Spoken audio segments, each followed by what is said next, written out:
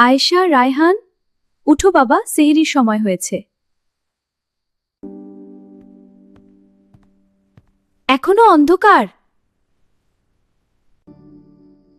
এই সময়টাতেই আল্লাহ সবচেয়ে বেশি বরকত দেন। আর মনে মনে রোজার নিয়ত করো।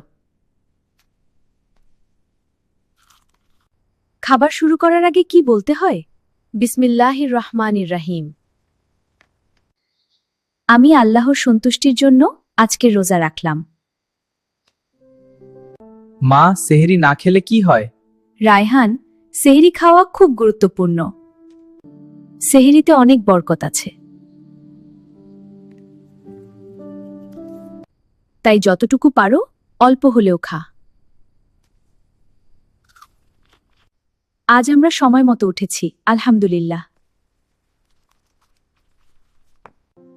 নিয়মিত ইসলামিক ভিডিও পেতে চ্যানেলটি সাবস্ক্রাইব করো।